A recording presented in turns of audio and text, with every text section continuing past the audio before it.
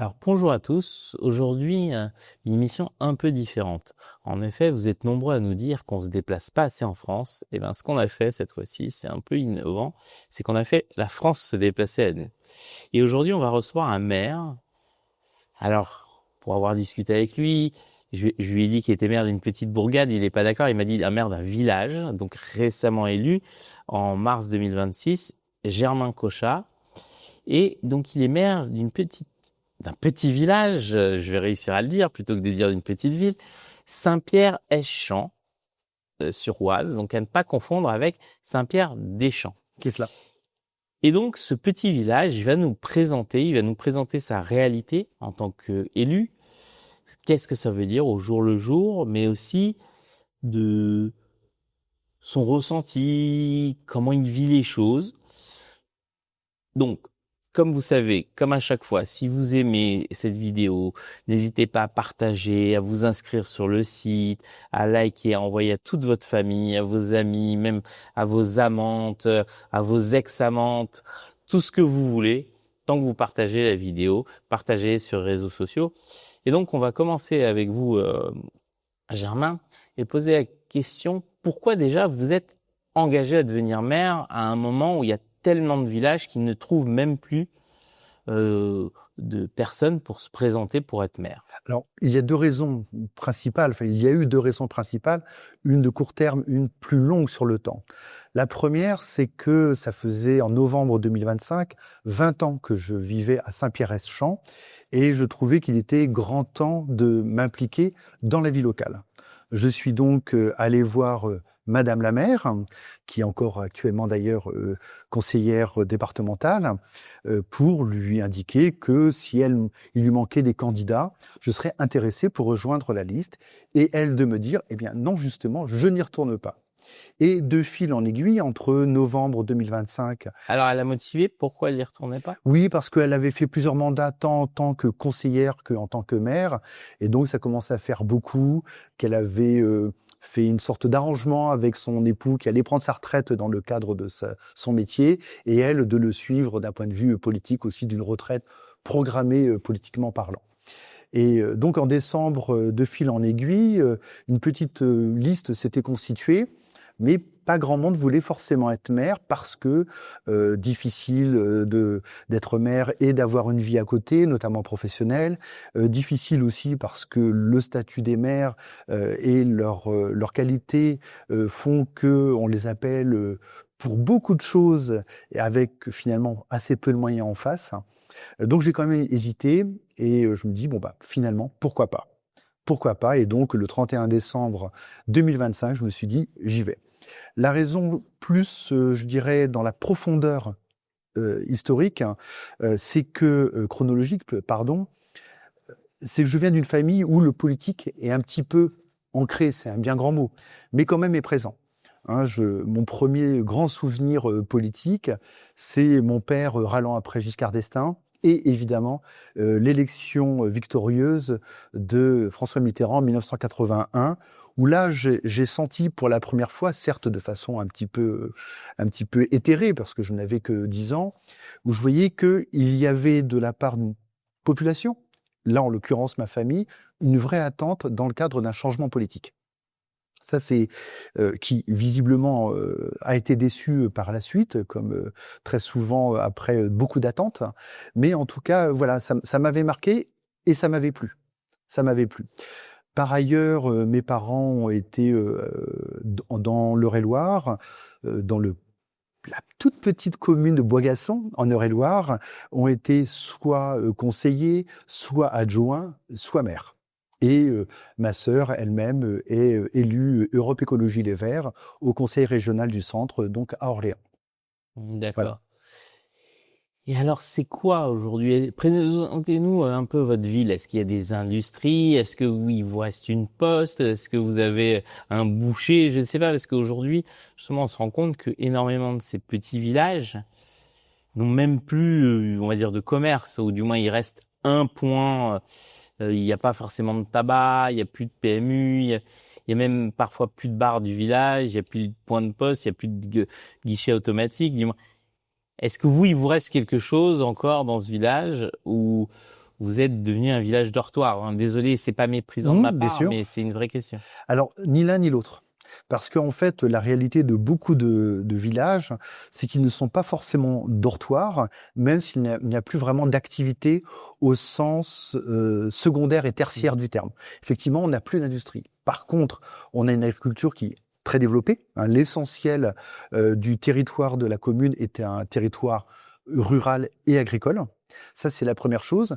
Et à côté de ça, nous avons encore une école pour laquelle on se bat. C'était dans mon programme justement d'élection. On essaie de garder notre école envers et contre tout, et surtout contre le rectorat, contre les DAZEN, et puis un peu contre les préfectures qui ne font que faire descendre la volonté politique gouvernementale qui est de regrouper de plus en plus les écoles. Combien de classes dans votre école? Alors, nous sommes dans un regroupement que l'on appelle un CIVOM, c'est-à-dire qu'on travaille avec une commune qui est à côté, qui est dans le département voisin, la Seine-Maritime. Et chez nous, nous avons les primaires de Saint-Pierre-et-Champ et de l'autre commune, Neufmarché, et Neufmarché a les maternelles et le CP. D'accord. Voilà, tout simplement. Et ça représente combien de classes au total? Alors, par exemple, en primaire, là, on a 2 classes, hein, mais qui sont quasiment au maximum de leur capacité, c'est-à-dire à 27. On a fermé une classe, enfin, il a été obligé, notre maire précédente a été obligée de fermer une classe il y a quelque temps. Et évidemment, maintenant, on a des élèves qui reviennent ou quoi que ce soit. Mais c'est beaucoup plus rapide du point de vue du rectorat de fermer une classe que d'en rouvrir. Et donc, on se retrouve avec des institutrices qui font ce qu'elles peuvent pour essayer de transmettre le pouvoir, pardon, de transmettre le savoir, pardon, de transmettre le savoir, alors qu'ils sont 27 par classe, ce qui est énorme. Les seules écoles où on transmet le pouvoir, c'est dans Harry Potter, hein. Voilà. Ou Elena, l'ancienne Moyena. Voilà. Et donc, on essaie de sauver ces classes, et c'est pas sans difficulté. Et si ces classes devaient fermer, ça aboutirait à des absurdités. La première absurdité, parce qu'on pense, oui, regroupement, ça fait faire des économies d'échelle, etc. Si nos classes devaient fermer, et donc celles de quelques villages aussi autour, elles devraient être regroupées dans un autre grand village. D'accord ? Sauf que du coup, cet autre grand village, qui est à 5 minutes en voiture, son école ne suffirait pas. Donc, il faudrait construire une nouvelle école avec un nouveau terrain, construire à hauteur de, on estime à peu près 3,5 millions d'euros. Sachant que nous, dans nos villages, les classes sont amorties depuis très longtemps, depuis des dizaines d'années. Donc, on va déplacer des élèves avec évidemment plus de transports scolaires à organiser, plus de transports en voiture pour ceux qui ne prennent pas le transport scolaire ou qui ne peuvent pas, pour créer un ensemble scolaire à 3,5 millions d'euros minimum, sachant qu'il n'y aura aucune plus-value en matière de nombre de professeurs. Et alors que chez nous, nous avons les bâtiments qui sont amortis. Voilà. C'est ça que ça veut dire aussi, hein, quand on ferme une classe, c'est que derrière, il n'y a pas les économies escomptées. Et que l'éducation nationale ne s'en sort pas mieux au niveau de la transmission du savoir, parce qu'il n'y a pas plus de recrutement. C'est important ce que vous dites, parce qu'effectivement, c'est ce qui est constaté dans énormément d'écoles, même dans les grandes villes. C'est-à-dire qu'une classe fermée, c'est juste du foncier libre. C'est ça. Et c'est pas forcément, on va dire, alors, parfois dans les écoles, ils trouvent une utilité aux salles, mais au final, on se rend compte que le bénéfice est souvent plus coûteux que, on va dire, laisser la classe ouverte. Oui, exactement. Exactement. Parce que, par exemple, dans ce projet-là, avec 3,5 millions d'euros, on peut recruter quand même un paquet, soit d'instituteurs, d'institutrices, ou d'ATSEM, ou quoi que ce soit, hein, et pendant quelques années. Voilà. Alors, au-delà de ça, donc, est-ce que aujourd'hui, vous avez l'impression que le maire est vraiment, on va dire, le premier représentant de l'État du village, ou vous êtes plutôt le premier porteur des doléances? C'est-à-dire, est-ce que vous avez l'impression encore d'avoir un pouvoir d'agir concrètement, ou souvent c'est plutôt malheureusement c'est pas de mon ressort? Les deux. Les deux dans le sens où effectivement on recueille beaucoup de doléances et on essaye, même quand ce n'est pas dans le cadre de notre ressort purement juridique, on essaye malgré tout d'être au moins un liant, une sorte d'huile dans des rouages, notamment dans le cadre soit social, par exemple avec la CPM, avec les caisses différentes. On peut être aussi un liant, une huile dans les rouages pour tout ce qui est urbanisme, tout ce qui est relation avec la préfecture, l'éducation, évidemment. Mais quand même, pour aller un petit peu plus profondément par rapport à votre question, ce qui est certain, c'est que le maire, de façon générale, est quand même l'élu d'une structure territoriale qui est assez française.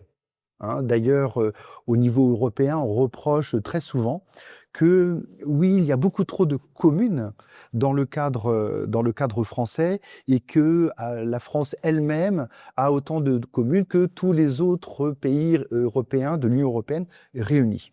Alors, moi, c'est quelque chose qui m'agace beaucoup, d'ailleurs, cette comparaison, parce que chaque pays, déjà, a l'organisation qu'il veut, premièrement. Et malgré tout, ce dont on s'aperçoit en la matière, c'est qu'on essaie de faire disparaître justement ce cadre communal, ce niveau de collectivité, alors qu'il est fondamental. Il disparaît à plusieurs niveaux. Il disparaît avec la loi NOTRe, qui a donné beaucoup plus de pouvoir aux EPCI, c'est-à-dire aux établissements publics de coopération intercommunale, notamment ce que l'on appelle les communautés de communes.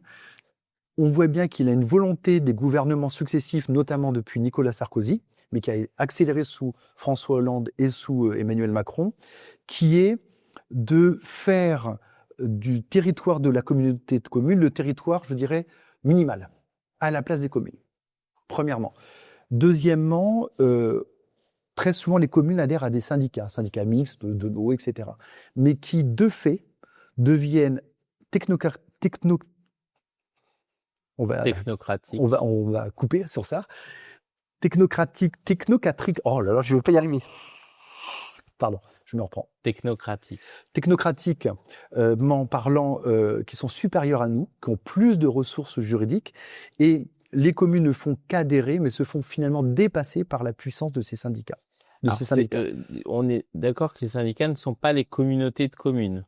Non. Ok. Non. Donc vous parlez d'autres groupements. Voilà, les syndicats en fait interviennent sur un secteur particulier. Le syndicat au niveau de l'eau, au niveau de l'électricité, que sais-je. Voilà, l'assainissement par exemple. Mais malgré tout, dans les deux cas, on voit bien que les communes sont adhérentes de ces EPCI ou de ces syndicats, mais se font maintenant déborder, dépasser par ces structures. D'accord ? Un petit peu comme l'Union européenne est en train de déborder au niveau des États et... Alors, est-ce que vous êtes dans une communauté de communes particulière ? Oui, tout à fait. Et il y a combien de communes dans cette communauté ? Il y en a une vingtaine. D'accord. Et vous faites partie des plus petits ou... Des plus petites. Des plus petites, ce qui est d'ailleurs aussi un gros problème, parce que, bon, tant mieux pour les grosses communes qui en font partie, mais effectivement ont beaucoup plus de capacité et de pouvoir, justement, et d'influence donc sur la communauté de communes. Et les syndicats, évidemment, aussi. Mais alors justement, on en parle énormément sur ces questions-là, que les communautés de communes enlèvent le peu de pouvoir qui restait au maire et au final lui donnent quasiment un prêt à diriger, si on peut dire ça comme ça, avec sur énormément de choses, en particulier pour les petites communes, des choix faits par les grosses communes que la petite commune doit accepter. Eh bien, soit elle accepte, soit elle décide de vivre toute seule. Mais en ce cas-là, personne ne lui fera de cadeau. Parce qu'il ne faut pas oublier qu'il y a effectivement le PCI, mais qui a la communauté de communes, qui a, je dirais, sa propre existence, qui quelque part fait aussi ce pourquoi elle est là. Donc, que parfois ce soit compliqué entre la commune adhérente et la communauté de communes, c'est, je dirais, malheureusement naturel. Là où c'est plus pervers, c'est que le gouvernement, via les préfectures, incite énormément les EPCI à avoir la mainmise sur les communes adhérentes. Voilà. Et que, quelque part, le maire ne devient plus, je dirais, le premier des habitants, en quelque sorte, mais devient en fait lui aussi un porte-parole du syndicat ou de la communauté de communes qui eux-mêmes portent la parole du gouvernement et donc de la préfecture. Donc là, on voit bien qu'on est dans une forme de décentralisation qui n'en est plus vraiment une, et dans une forme de reconcentration du pouvoir, mais qui ne veut pas s'assumer comme tel. Parce qu'effectivement, en fait, nous avons un État qui, via les préfectures, via les rectorats, etc., essaye de reprendre la main, mais simplement pour se défaire et se dédouaner de tout un tas de services qu'elle met à la charge de l'échelon territorial. Faites ça, mais on ne veut plus l'assumer financièrement. Débrouillez-vous. Ça a été le cas, par exemple, vous allez dans n'importe quelle préfecture actuellement, il y a beaucoup d'échos, tellement il n'y a plus personne dedans. Parce qu'avant, on y allait pour la carte grise, on y allait pour la carte d'identité, on y allait pour le passeport. Maintenant, c'est beaucoup de communes qui sont services instructeurs en matière de passeport, qui n'en avaient pas les moyens, et donc à qui on a mis justement une charge, notamment financière et notamment de personnel, pour faire les passeports, etc., parce que l'État ne veut plus remplir cette mission, qui est pourtant une mission régalienne. Donc, pardon. Ouais. Non, mais donc ça veut dire qu'on vous donne plus de choses à faire. C'est ça. Avec moins de moyens et moins de pouvoir c'est ça. de pouvoir décider. Mais alors, est-ce que ça crée pas des grandes frustrations dans les populations qui vous voient un peu comme une sorte de, on va dire, de chef impuissant, si on peut dire ça comme ça, puisque je suppose qu'ils reviennent vers vous avec des problématiques réelles sur lesquelles vous n'avez pas forcément la main dessus. Effectivement. Effectivement, on a et est-ce que ça ne crée pas des tensions, justement Alors, des tensions, oui et non. On est quand même capable d'expliquer. Bon, déjà, on va quand même essayer, même si parfois quelque chose n'est pas en notre pouvoir, on a quand même plus la chance d'être écouté par un EPCI ou par la préfecture que par un citoyen simple d'une commune. On a quand même un peu plus de capacité d'être écouté. Est-ce que ça va forcément porter ses fruits? Pas nécessairement, mais on va venir en plus quand même, une couche en plus d'autorité en quelque sorte en la matière. Mais pour revenir aussi sur justement les missions régaliennes de l'État et missions pour lesquelles l'État se décharge sur les collectivités, on a un exemple très actuel en matière de sécurité et de sûreté.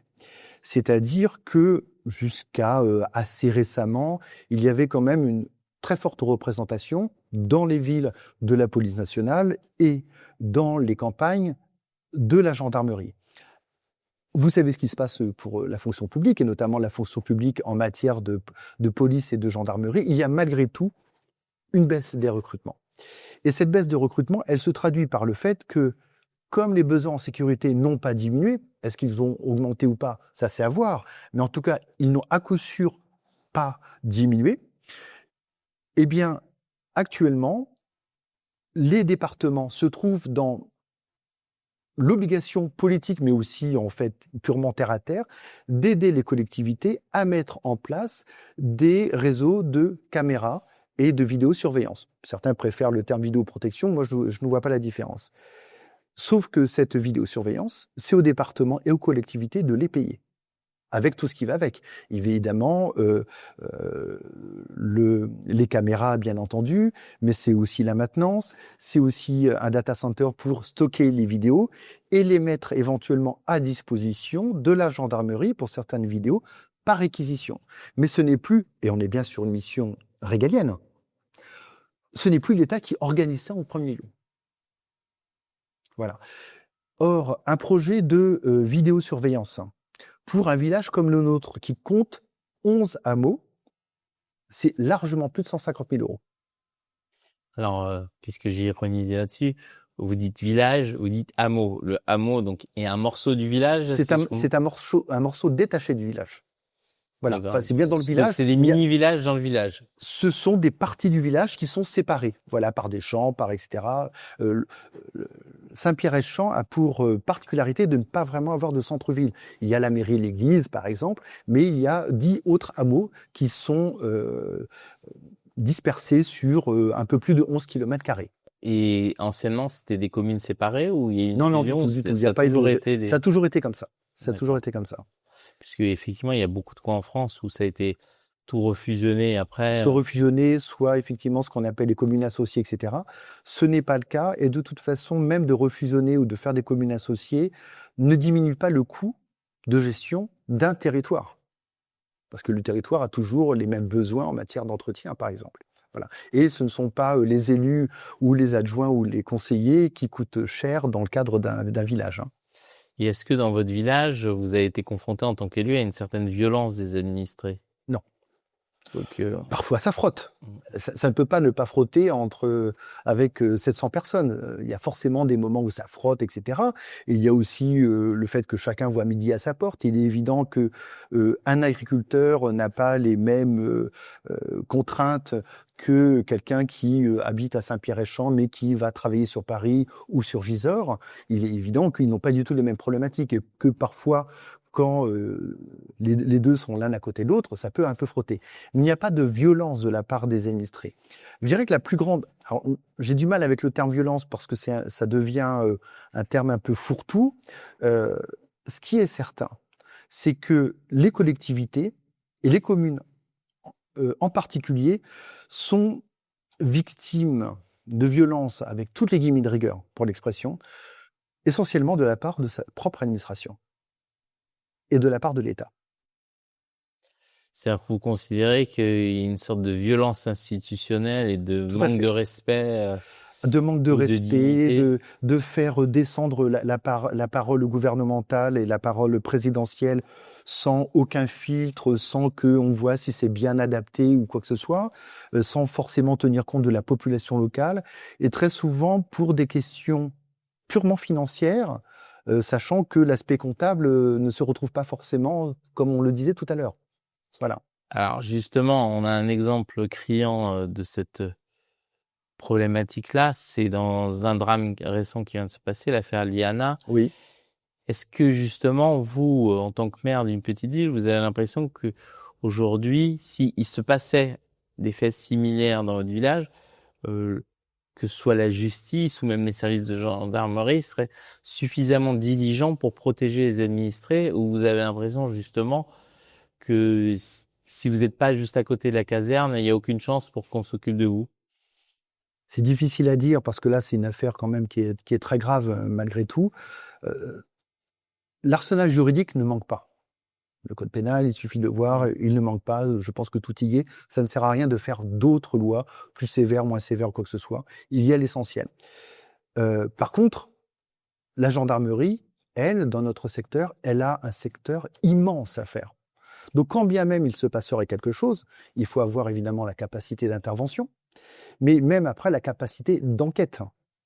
Et les gendarmeries, et je pense que c'est la même chose dans les secteurs police, dans les secteurs urbains, n'ont pas, c'est pas la compétence qui manque, ce sont les moyens d'intervention, les moyens d'enquête.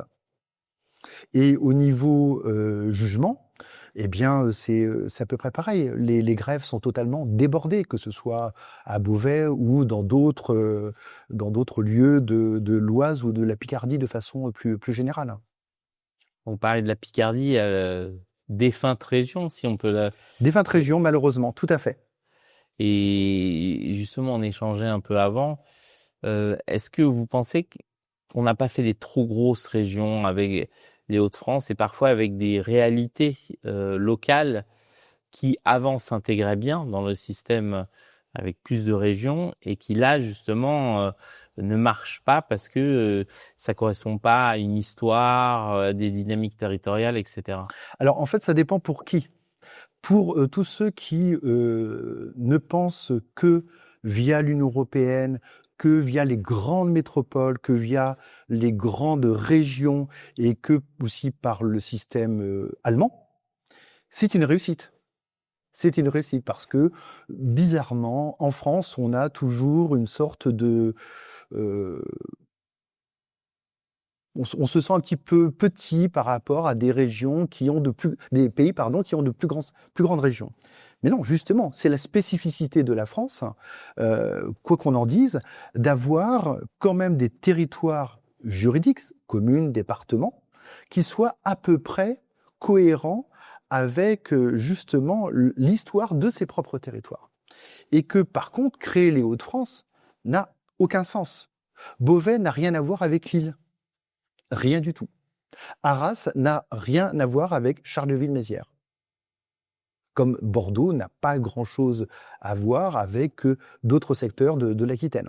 Voilà. Donc effectivement, ce sont des régions trop grande, mais totalement compatible avec l'idée que l'on se fait des régions dans le cadre de l'Union européenne. Et ce qui m'inquiète un petit peu, c'est qu'on voit bien entre les EPCI, c'est-à-dire les communautés de communes, d'un côté, je dirais en dessous, et au-dessus, les super-régions, d'accord, avec maintenant les Hauts-de-France qui englobent l'ancienne Picardie, qui a une réalité territoriale et historique, hein, la Picardie, la Picardie, le Nord et le Pas-de-Calais. On voit bien qu'on essaie de saper ce qui faisait, je dirais, le sel territorial de la France depuis 1789. Alors, on va sauter un peu du coq à l'âne, mais Oui. parce que c'est un sujet qui intéresse les gens. Souvent, il est dit que les élus se gavent, que vous êtes tous très grassement payés, avec des très bonnes retraites, etc. Si c'est pas indiscret, c'est quoi aujourd'hui votre indemnité mensuelle de maire? Alors déjà, n'oublions pas que l'indemnité mensuelle de maire, elle est parfaitement identifiée par la loi avec des taux. Hein, d'accord. Donc actuellement, pour moi, elle est un petit peu plus de 1 000 euros. 1 000 euros. Pour combien d'heures par mois? Alors, par mois, on va plutôt dire par jour. Par jour. On va plutôt dire par jour, c'est-à-dire que c'est minimum 6 heures par jour. Minimum 6 heures par jour, sans parler des éventuelles réunions qu'il y a Alors, quand par vous dites ailleurs. 1 000 euros, c'est 1 000 euros brut ou net? C'est net. Un Net. petit peu plus de 1 000 euros. Un peu plus de Donc, 1 000 euros vous net. êtes concrètement quasiment au SMIC horaire. On va dire ça, mais un peu moins, un petit peu moins. Alors moi, j'ai eu une volonté aussi de ne pas m'appliquer le taux maximum que m'autorisait la loi. Pour une simple et bonne raison, je suis nouveau maire, donc je ne considère pas que je suis pour l'instant omniscient et omnipotent. Voilà, donc je voulais quand même un petit peu restreindre. Et est-ce que vous êtes obligé d'avoir une autre activité? Parce que 1 000 euros par mois, on va dire, c'est pas évident de vivre, alors même si vous n'êtes pas à Paris, vous n'êtes pas dans une grande Oui. métropole, mais il faut bien se nourrir, que tout a augmenté. Tout à fait. Donc, j'ai du mal à imaginer un maire qui se chauffe pas l'hiver, même si c'est peut-être le cas. Est-ce que vous avez une autre activité? Alors, pour l'instant, j'ai mis mon activité entre parenthèses parce que j'ai quitté un emploi et j'étais en recherche d'un autre emploi et est arrivée justement cette possibilité de m'intéresser à la chose locale et à la chose politique. Et donc, j'ai mis entre parenthèses ma carrière, on va dire, professionnelle à ce niveau-là. Mais je suis marié également, donc il y a d'autres revenus quand même dans la famille. Donc, comme on le dit souvent ici, vive le matriarcat, sinon vous ne pourriez pas vous engager en politique. Voilà, oui, non, tout à fait. Bon, ce qui a aidé aussi, c'est d'un point de vue purement concret, c'est que en novembre 2025, j'ai voulu aussi m'engager dans la politique parce que, d'un point de vue privé, je venais de finir de payer ma maison après 20 ans. Ce qui a quand même libéré quelques liquidités, malgré tout. Voilà. Tout simplement. Je comprends. Après, pour rebondir sur votre question de tout à l'heure, est-ce que les élus se gavent, etc. Moi, je fais partie, par exemple, en tant que délégué de la communauté de communes. Je participe aussi à des commissions de cette communauté de communes. Je participe aussi en tant que représentant de Saint-Pierre-et-Champ à des syndicats. Syndicat de l'eau, syndicat d'assainissement. Je n'ai pas d'émolument pour ça. Pas du tout. Absolument pas. Donc, si vous voulez, j'ai pas de revenus supplémentaires dans le cadre de la sphère politique. En fait, ce côté grassement payé, il vient à mon avis d'autre chose. Il vient notamment et dans les grandes villes et aussi au niveau national. Et ce que je peux constater, mais je l'avais constaté déjà bien avant d'être maire, c'est que à partir d'un certain niveau, effectivement, vous avez des rémunérations qui ne sont pas inintéressantes, que ce soit pour les députés, les sénateurs, les maires de grandes villes. Mais surtout que tous les à côté sont extrêmement puissants, notamment les frais de représentation. Moi, ils sont de 500 € par an, les frais de représentation, voilà, pour être totalement clair. Pourtant, je m'habille autant que les autres, et je mange autant que les autres, et je dois me déplacer autant que les autres. Voilà, bon, premièrement. Deuxièmement, nous avons aussi, à haut niveau, on n'interroge plus sur le fait qu'un élu ait beaucoup d'administratifs à son service. Je ne parle pas de la sphère administrative d'une collectivité, par exemple, un service juridique, un service de l'urbanisme ou quoi que ce soit, mais d'avoir, par exemple, des chargés de communication, des chefs de cabinet, des assistants. Et tout ça, c'est quand même payé par nos impôts. Et ce qui permet quand même à des élus, on va dire de certaines structures, d'être non seulement bien payés, mais d'avoir énormément de personnes qui travaillent pour eux, et pour eux, je dirais égoïstement au sens politique du terme, de prendre en charge en fait tout ce qui est un peu pénible à gérer au jour le jour. Ce sont des personnes qui sont payées par nos impôts, et à côté de ça, l'élu, lui, fait ce qui lui plaît véritablement, c'est-à-dire de la politique. Ce n'est pas lui qui va se renseigner pour savoir, tiens, au fait, quand est-ce que les poubelles passent ? Le 1er mai. Donc, ce serait l'inverse de la méritocratie, puisque ce seraient les maires. Pardon, je vous en prie. Oh, c'est une allergie, un truc. Mais parce que c'est tout le temps à cause de cet extracteur, ça tire, en fait. Non, je pense qu'il aspire l'air. Oui. Et donc, en fait, quand on est en dessous, on se prend les trucs. Parce qu'à chaque fois, si je suis là-bas, j'ai pas ça. Et bref. Donc, je disais, c'est un peu l'inverse de la méritocratie, puisque ce que vous nous dites, c'est que les maires qui travaillent le plus sont ceux qui gagnent le moins. C'est ça. Et qui sont le moins aidés. C'est exactement ça. Alors que ceux qui gagnent bien ont suffisamment d'aide et donc sont déchargés. Du tout venant. Exactement. Du tout venant. Et le tout venant, c'est... alors, après, ça fait partie du jeu. Quand on accepte d'être maire, hein, il y a des choses intéressantes, d'autres beaucoup moins intéressantes. Mais ça fait partie du jeu. C'est pour ça qu'on considère que le maire est au service de sa population, mais presque au sens littéral du terme, dans les petites structures. Et quelle que soit l'idéologie du maire. Voilà. Alors, maintenant que j'y pense, donc on a un peu parlé de ça, mais alors, vous avez fait ce choix-là, mais vous êtes combien au conseil municipal ? On est 15. 15. 15, 4 adjoints. Et donc, combien de la majorité ? On est tous de la même équipe, tous de la même liste. Donc oui, il y avait une seule liste. Mais... Il y avait une seule liste. D'accord. Et donc, 4 adjoints, vous me dites ? 4 adjoints, tout à fait. Et tous travaillent, tous ont une autre activité ou ils sont là à plein temps ? Alors, dans mes adjoints, j'ai quelqu'un qui est retraité, 2 qui travaillent et une mère de famille. D'accord. Qui a un travail aussi. Ah bah oui, surtout qu'elle a beaucoup d'enfants. Donc souvent, on sous-estime que être mère au foyer est aussi une sorte d'emploi. Voilà, être mère au foyer, c'est dire s'occuper de tout ce qu'il y a au foyer, notamment des enfants, ce qui fait quand même beaucoup de travail. Et justement, c'est pour ça que je la remercie aussi à côté de ça, de pouvoir s'investir dans la commune, notamment sur des questions scolaires, par exemple. Et qu'est-ce qu'il faudrait pour vous aujourd'hui pour qu'un village comme le vôtre puisse vivre et être administré sereinement ? C'est quoi le plus gros manque que vous identifiez aujourd'hui ? Bon, il y a le nerf de la guerre, ça c'est inévitable, la question d'argent avec justement un État qui est de moins en moins fiable en matière de financement, notamment au niveau de la DGF, la dotation globale de fonctionnement. Mais c'est surtout qu'on ait les moyens de pouvoir remplir nos missions, mais ce ne sont pas forcément que des moyens financiers. Alors, est-ce que vous seriez justement pour un retour à l'impôt local, au contrôle de l'impôt local, pour justement avoir les coudées un peu plus franches et ne plus forcément dépendre complètement de l'État et de son bon vouloir ? Non, je pense que c'est important. On est dans un pays jacobin, et moi j'aime bien l'aspect jacobin, ce qui n'empêche pas de pouvoir bien s'occuper du local. Hein. Très souvent, on veut opposer le jacobinisme avec le local. Au contraire, c'est-à-dire, moi j'attends de l'État qu'il donne des grandes directions, mais compatibles avec le territoire, et charge au territoire d'être, je dirais, de l'ajuster au mieux justement de sa population et de sa géographie. Mais malgré tout, ce que j'attends aussi de l'État, c'est qu'il arrête de vouloir complexifier les situations.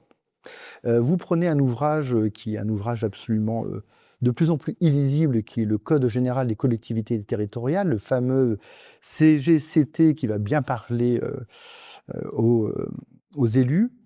Il devient de plus en plus incompréhensible. Qu'il y ait des règles, qu'il y ait des aspects techniques, c'est normal. Mais elles devraient pouvoir être comprises et applicables par n'importe quel élu.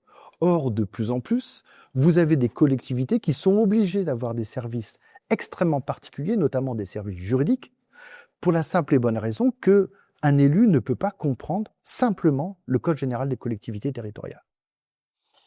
Donc il y a une certaine complexité. Une technocratie. Une technocratie. Et concrètement, je vais vous poser une question bête, parce que c'est un fait qu'on voit tout le temps. Quand il y a un trou dans une route Oui. près de chez vous, et que c'est pas une route communale, allez, Ça dépend si elle est communale ou départementale déjà. Exactement. Alors, déjà, est-ce qu'il y a des routes communales? Il y a des routes communales, on a des chemins aussi communaux que nous devons entretenir. Il y a des routes communales que nous devons entretenir avec une voirie qui est de plus en plus en mauvais état, pour 2 raisons. La voirie, ça coûte très cher à réparer, très très cher. Et deuxièmement... Vous n'avez pas ça en interne, je suppose que vous êtes obligé de faire appel à des entreprises. Ça va dépendre de la taille du trou et de la taille du tronçon, tout simplement. Mais effectivement, on peut déléguer les travaux à une entreprise ou éventuellement faire appel à la communauté de communes. Mais on est confronté aussi, vous savez, à des directives qui paraissent ne pas avoir de rapport de la part du gouvernement. Mais vous allez voir, les gouvernements ont accepté de plus en plus qu'il y ait des camions de plus en plus gros et de plus en plus lourds qui passent. Eh bien ça se voit sur la voirie. Notamment, c'est un détail technique qui n'est pas très intéressant, mais le ripage, c'est-à-dire la roue du semi-remorque qui gratte en fait, un semi-remorque de 33 tonnes, ça vous arrache totalement une route. D'accord. Or, comme on fait passer de plus en plus de choses par la route, eh bien, on se retrouve avec des voiries qui n'étaient pas faites pour supporter le passage de camions il y a 40 ou 50 ans. Autre chose, actuellement, on veut que une certaine agriculture soit de plus en plus concentrée, c'est-à-dire avec des exploitations qui ont de plus en plus non pas de dizaines d'hectares, mais de centaines d'hectares. Ça veut dire en face que cette certaine agriculture intensive préfère du matériel de plus en plus gros, de plus en plus énorme, de plus en plus lourd. Et en milieu rural, nous avons d'énormes problèmes avec de très gros tracteurs, de très grosses remorques qui abîment de façon beaucoup plus anticipée, prématurée, la voirie. Là, une route pouvait, vaille que vaille, durer une vingtaine d'années. Maintenant, il faudrait presque, pour que ce soit parfait en matière de sécurité, qu'elle soit refaite tous les 6-7 ans.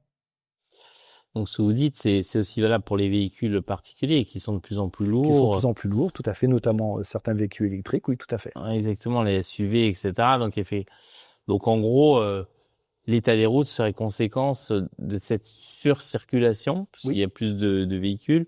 Même dans les villages. Du poids des véhicules. Alors, justement, on a vu qu'il y avait pas mal de communes, en particulier en montagne ou dans certains coins, qui luttaient contre des applications type Waze, qui faisaient détourner, par exemple, quand il y a des bouchons, les véhicules par leur village, ce qui posait des problèmes puisque les infrastructures n'étaient pas faites pour, on va dire, comme déviation. Oui, tout à fait. Tout à fait. Vous êtes confronté à ce cas-là, vous, non? Pour l'instant, on n'y est pas trop confronté parce que on a suffisamment d'axes principaux à côté pour éviter quand même qu'il y ait un intérêt de le dévier par chez nous. Mais malgré tout, il y a quand même une vie, il y a quand même 700 habitants, il y a beaucoup de monde qui travaille sur Gournay, sur Rouen, sur Beauvais, sur Cergy-Pontoise, sur Paris, sur Gisors. Donc il y a quand même beaucoup de circulation de tout type et de tout genre, et de plus en plus. Alors, vous venez d'évoquer Cergy, Paris, Gisors. C'est des communes Île-de-France, si je ne me trompe pas. Alors, Gisors, pas tout à fait. Presque à la limite. Mais c'est à la limite, tout à fait. Ça veut dire que vous êtes dans on va dire, dans un village, un département qui est quasiment la troisième couronne, si on peut dire ça comme ça. C'est cela, de plus en plus, avec effectivement, du coup, de gros problèmes d'un point de vue finance et d'un point de vue social. C'est-à-dire, pour schématiser et pour aller très vite, le 75 pour se loger a dû reculer dans le 93. Le 93 a dû reculer dans le 95. Le 95 a dû reculer dans l'Oise et l'Eure. Sauf que les biens ont donc augmenté en valeur, mais que les salaires de ces secteurs, eux, n'ont pas augmenté. Donc on se retrouve maintenant avec des habitants de Gisors, de cette troisième ceinture, qui sont eux aussi obligés de reculer vers Saint-Pierre-et-Champ, vers la Saône, etc., etc. Bon, on peut dire que les Parisiens poussent tout le monde vers la mer. Disons que le prix de l'immobilier fait qu'avec la stagnation des salaires, les deux, il y a un effet ciseau au niveau des courbes. Hein, ça c'est évident. Et ça veut dire que ça peut être intéressant démographiquement pour vous, non? Oui et non, parce que démographiquement, si vous voulez, euh, Saint-Pierre-et-Champ avait beaucoup moins d'habitants il y a une cinquantaine d'années. Il y avait beaucoup plus d'écoles. Donc le problème, ce n'est pas la démographie en tant que telle, c'est la façon c'est ce que l'on veut faire en fait de cette population. Et la population d'il y a 50 ans était fixe. Maintenant, effectivement, elle est obligée de beaucoup rayonner pour avoir un métier, pour avoir un emploi, avec toutes les complexités que cela pose, notamment avec un gasoil à, par exemple, 2,20 € le litre. Il n'y a que le gouvernement actuel pour considérer que ce n'est pas un vrai problème.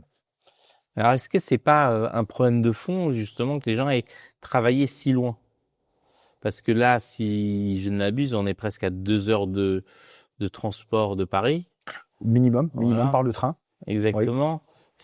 Quand ça marche bien, Quand ça fonctionne, euh, oui, est-ce que on le voit, de plus en plus de gens vont de plus en plus loin oui. pour habiter, pour pouvoir se loger, tout Pour pouvoir se bêtement. loger tout simplement. Et ça crée quand même une usure chez les gens. Est-ce que les gens ne devraient pas pouvoir trouver un travail plus proche de chez eux? La grande cassure, si vous voulez, avec la révolution industrielle, c'est que, donc, en fait, ça remonte quand même. Alors, évidemment, c'était le tout début, donc ça se voyait pas trop.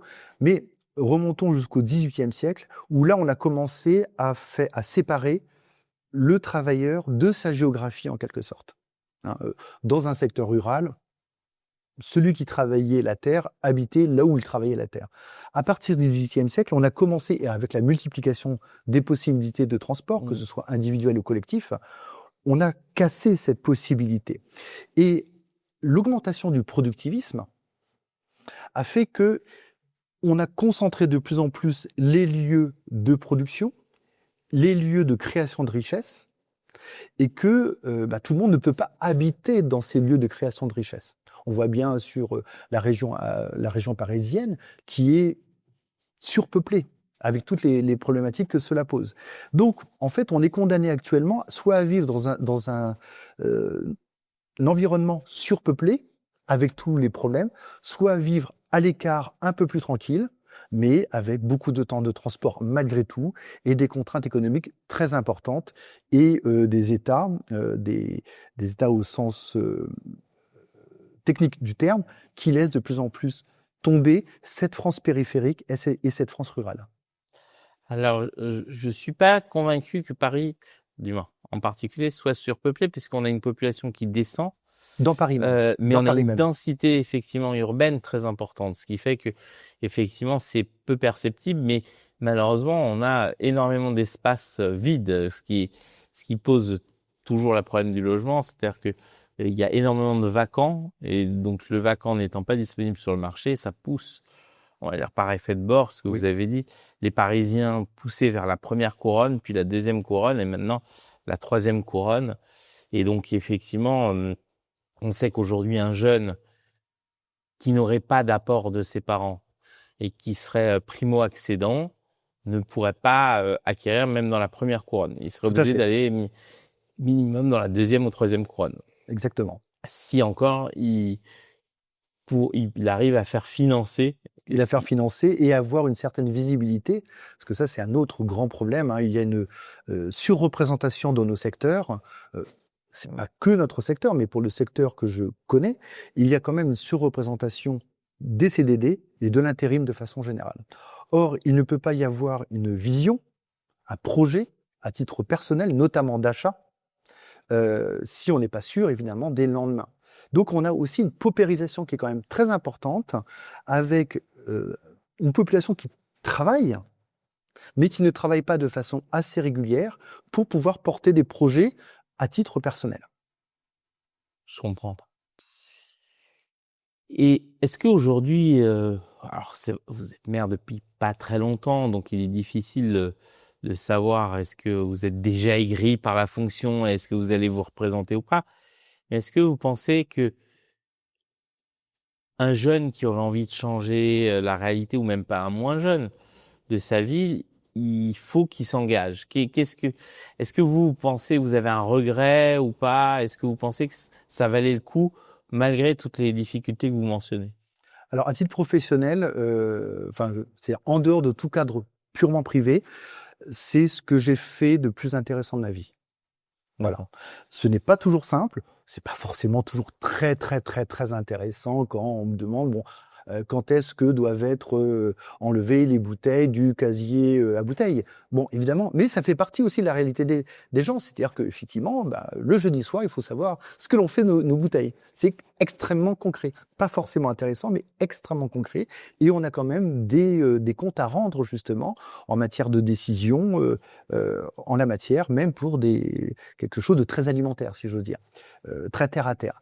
Mais c'est quand même ce qui m'intéresse le plus et ce qui m'a le plus intéressé depuis que j'ai pu avoir une activité professionnelle, entre guillemets. Je ne suis pas un professionnel quand même de la politique.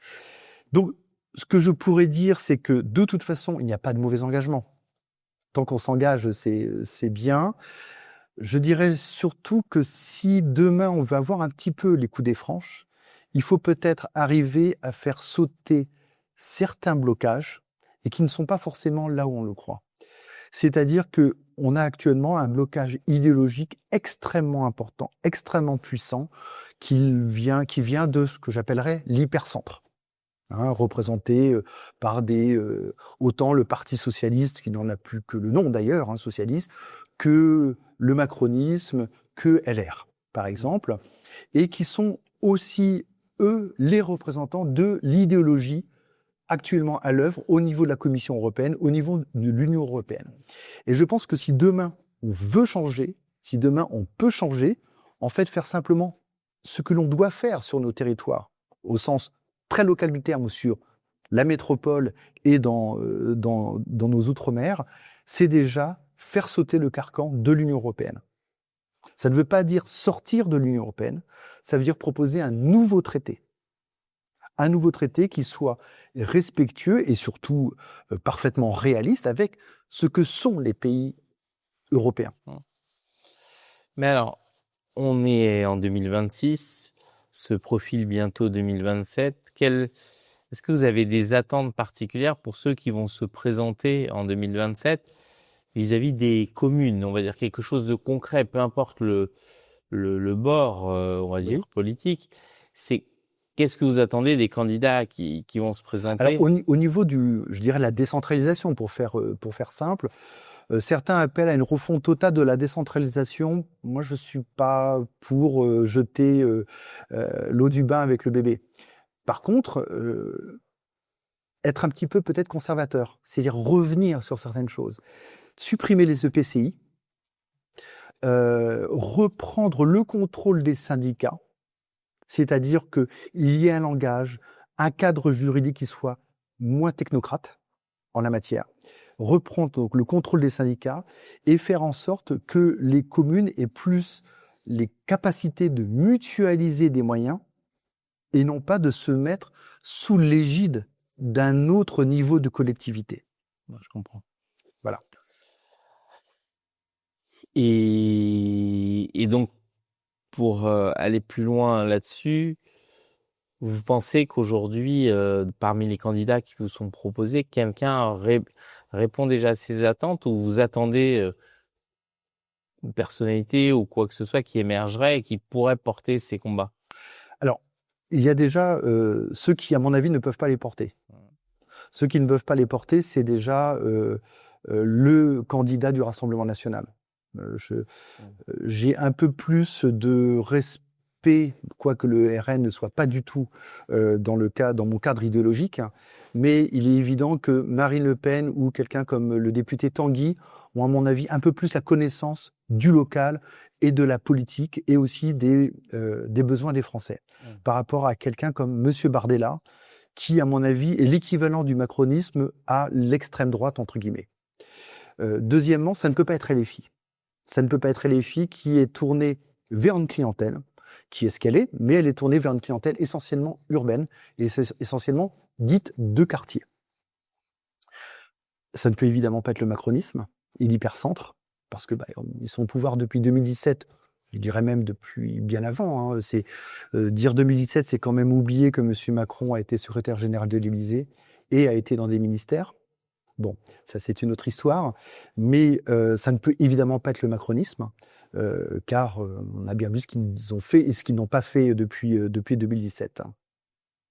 Donc, pour moi, les seuls, alors il faudrait ouvrir un peu plus largement, les seuls qui puissent porter de tels projets, notamment au niveau de la décentralisation pour qu'elle soit, je dirais, honnête, sincère et effective, ça ne peut être qu'un courant souverainiste. Pour ma part, je préférais un courant souverainiste dit de gauche, mais ça ne peut être qu'un courant souverainiste. Alors, merci beaucoup, J'ai pas fini. Germain. Mais Oui. justement, alors, bon, on va devoir refaire. Merci beaucoup, Germain. Mais est-ce que vous avez quelque chose à dire, à adresser justement à tous nos spectateurs sur cette expérience que vous vivez en tant que maire? Essayez de la vivre vous-même et surtout n'hésitez pas à aller peut-être un petit peu au-delà de ce que vous permet simplement, entre guillemets, le rôle juridique du maire. Je vais prendre un exemple extrêmement récent.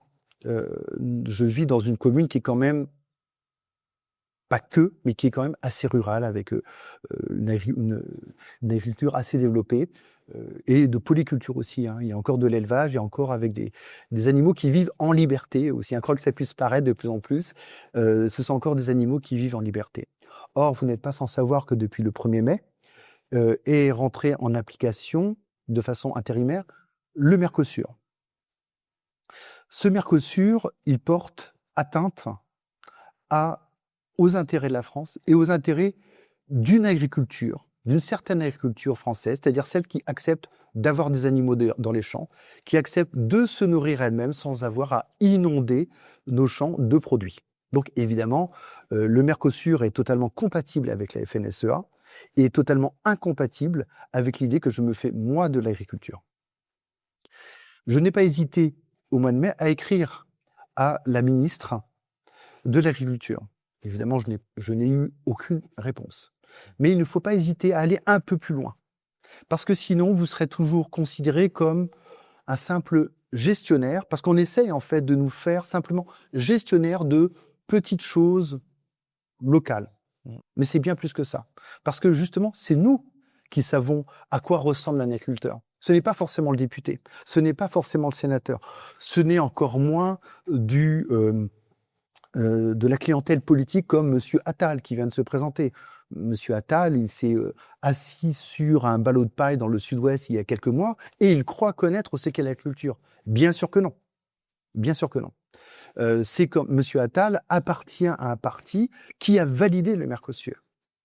M. Attal appartient à un parti dans lequel fait partie aussi indirectement, enfin pas un parti, un mouvement, M. Vigier. Alors je ne sais pas si vous vous souvenez de M. Vigier. M. Vigier est député, M. Vigier est maire de Châteaudun dans le 28, et M. Vigier a été de façon très courte ministre. Il y a 2 ans, j'étais un comice agricole. Et le Mercosur commençait enfin à être connu un petit peu d'un point de vue médiatique. Et là apparaissaient certaines informations, comme quoi finalement la France avait donné mandat à la Commission, plutôt que de défendre elle-même ses positions, elle a donné mandat à la Commission européenne. Pendant ce comice agricole, M. Vigier donc est venu. Je l'ai interpellé sur ces questions. Sa réponse, ça a été de m'envoyer les gendarmes. Voilà. Pourquoi? Parce qu'il estimait que vous l'avez un peu trop renvoyé dans les cordes? Il estimait que je l'avais un petit peu trop renvoyé dans les cordes et surtout il était mis quelque part un petit peu en difficulté par rapport à un certain électorat, parce que c'était en Eure-et-Loire à cette époque, et en Eure-et-Loire, il y a une agriculture intensive qui est extrêmement présente. On voit actuellement la FNSEA, notamment de l'Eure-et-Loire, est très en pointe sur les bassines. Il est question avec la nouvelle loi d'urgence agricole de créer des bassines en Eure-et-Loire. Or, c'est absurde parce qu'il s'agirait essentiellement de créer en centre, en région centre, des bassines pour arroser des plantes qui sont d'origine tropicale, notamment le maïs, pour faire en plus, même pas forcément de la nourriture, de la méthanisation. Donc on est dans l'absurdité, que ce soit d'un point de vue écologique ou que ce soit d'un point de vue agricole. Il n'empêche que M. Vigier n'a pas aimé que je l'interpelle. Alors je l'avais interpellé franchement, mais de façon tout à fait correcte. Sa réponse a été de dire aux gendarmes qui patrouillaient, « Monsieur, est-ce que vous voulez bien le faire taire ?» On en est là quand même dans notre pays. Alors, Voilà. c'est un peu perturbant ce que vous dites, puisque alors vous n'étiez pas encore maire, mais La chose politique, je n'ai pas besoin d'être maire si vous non, voulez, tout pour à fait, avoir bien sûr, une non, mais connaissance de la chose politique. ce que je veux dire, c'est que tout citoyen doit pouvoir dire ce qu'il pense sans être inquiété. Dès lors que l'expression d'une pensée, si elle n'est pas accompagnée de violence, n'est pas respectée, Oui, on bascule dans autre chose. actuellement, on bascule dans autre chose. C'est pour ça que quand il y a eu les grands mouvements agricoles, il y a quelques mois et aussi l'année dernière, en fait, ce que le gouvernement a retenu, c'est essentiellement d'exclure en partie la Confédération paysanne et la coordination rurale. Mais elle a toujours été main dans la main avec la FNSEA, c'est-à-dire une certaine agriculture, qui est une agriculture héritée du plan Marshall. Oui, on a fait pas mal d'interviews sur cette question-là, sur Fréquence Populaire, en particulier sur la question si notre agriculture ne devait pas faire un pivot, comme on appelle ça en business, et revenir à une agriculture nourricière, c'est-à-dire d'être capable de nourrir sa population avant d'être une agriculture tournée vers l'export. C'est ça, exactement. Mais c'est ce que vous évoquez un peu en creux dans cette question-là. Et effectivement, puisque on se rend compte, vous parlez du maïs, mais on se rend compte que souvent, on produit des choses en France qui sont exportées et on réimporte la même denrée, mais parce que les aides font que c'est plus intéressant d'exporter que de vendre sur le marché intérieur. Exactement, d'autant que certains agriculteurs ont, je parle bien de certains, d'une certaine agriculture, ont les pieds dans les deux parties, c'est-à-dire ont des intérêts parfois en Ukraine, ont des intérêts de l'autre côté Mercosur, tout en ayant des intérêts en France avec des exploitations très importantes et aussi des entreprises de transformation. Et donc, pour revenir, par exemple, au niveau local, il faut quand même savoir que on va essayer, par exemple, de plus en plus... On a une cantine. On va essayer de plus en plus de faire cette cantine avec des produits locaux. Alors aujourd'hui, c'est des plats qu'on vous ramène ou Pour l'instant, ce sont des plats cuisinés, donc pour l'instant, on ne fait que réchauffer. Mais même en matière de produits réchauffés, on pourrait très bien essayer de faire en sorte que ce soit du réchauffé que de produits locaux. Mais c'est très compliqué de savoir parfois d'où vient la nourriture, où elle a été fabriquée, où elle a été transformée. Voilà. Dans un pays comme le nôtre, qui est quand même normalement autosuffisant. Voilà. C'est une vraie problématique que vous soulevez. C'est vrai que pour l'instant, on voit que la traçabilité, dès lors que ça touche à l'agrobusiness, ça devient compliqué. On se souvient des scandales de la viande de cheval dans les lasagnes, etc. Bon, on a pu tracer après, a posteriori, mais on se rend compte effectivement de cette complexité. Mais alors, si on doit conclure, c'est quoi votre mot de la fin sur cette question-là? Comment vous voyez l'avenir un peu, vous, en tant que maire? L'avenir, c'est quand même... l'avenir, c'est à terme contrôler tout ce qu'on peut contrôler dans le cadre d'un pays comme le nôtre, à tendance jacobine et à tendance unitaire. Voilà. Donc ça veut dire que quoi que l'on veuille faire au niveau métropolitain, au niveau des territoires d'outre-mer ou au niveau local, ça veut dire reprendre notre souveraineté. Et pas la souveraineté numérique, la souveraineté alimentaire. La souveraineté, c'est pas quelque chose qui se découpe. On est souverain ou pas. Ça ne veut pas dire que le reste du monde n'existe pas, bien entendu. On produit très peu de pétrole, par exemple, en France. On produit encore moins d'uranium. Donc demain, on aura besoin éventuellement d'acheter du pétrole, d'acheter de l'uranium. Mais pour tout le reste, on doit reprendre la main sur l'appareil financier, sur l'appareil monétaire et sur l'appareil politique. Voilà. une fois que la souveraineté sera remise au goût du jour en France et ailleurs dans l'Union européenne, enfin dans l'Union européenne plutôt, dans l'Europe, là on pourra considérer qu'on aura récupéré des leviers justement avec lesquels on pourra se remettre à gérer, à être extrêmement parcimonieux ou au contraire investir massivement. Voilà, on pourra refaire ce que l'on peut faire. Pour l'instant, on fait ce qu'on nous laisse faire. Tout simplement. Eh bien, merci Germain. Merci à vous. Si vous avez apprécié cette vidéo, comme je vous l'ai dit au début, n'hésitez pas à liker, partager à tout le monde, votre famille, les amis de vos enfants. Bon, bref, vous avez compris. N'hésitez pas aussi à vous inscrire sur le site de Fréquence Populaire, fpop.media. C'est gratuit, un simple email suffit. Et si vous le souhaitez, vous pouvez nous faire un petit don mensuel. C'est le prix d'un café, 2 € pour nous aider à continuer et à faire ce type de contenu. Et si tout va bien, nous recevrons d'autres élus et nous irons aussi à leur rencontre, puisque le principe de Fréquence Populaire, c'est aussi de montrer la France telle qu'elle est, dans toute sa diversité, et donc d'aller un peu partout. Venez nous voir à Saint-Pierre-et-Champ. On passera avec certitude. Je vous remercie beaucoup à tous et une très bonne journée.